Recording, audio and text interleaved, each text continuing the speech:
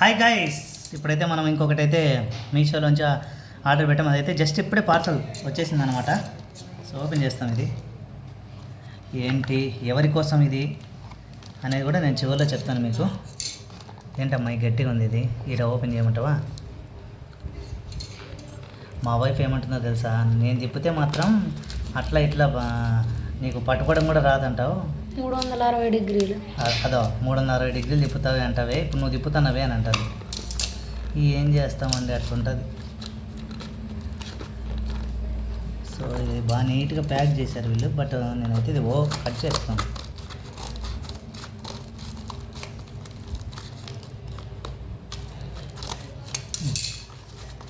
అచ్చా, ప్రోడక్ట్ అయితే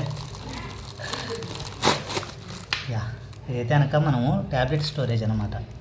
సో పెద్దవాళ్ళకి, ఏదైనా డిసీజ్ ఉన్న వారికి, లాంగ్ టర్మ్ ఎవరైనా మెడిసిన్ వాడాలి, మనం మర్చిపోతుంటాం కదా. సో అటువంటిది మనం మర్చిపోకుండా ఉండడం కోసమే ఈ ట్యాబ్లెట్ కంటైనర్ అనమాట. అన్నీ మనం క్యారీ చేయలేం కదా, అందుకోసం గైస్. సో ఇప్పుడు నేను ఓపెన్ చేస్తున్నాను, చూడండి.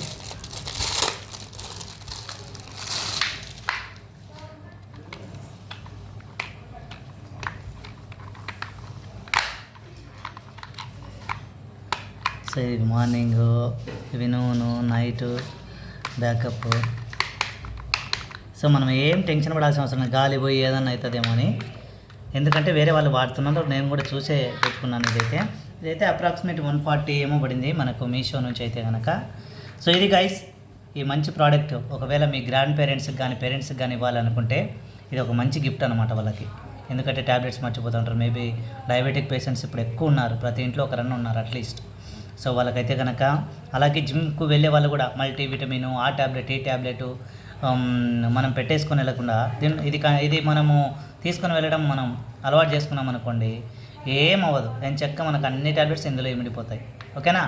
Thanks for watching. Bye bye.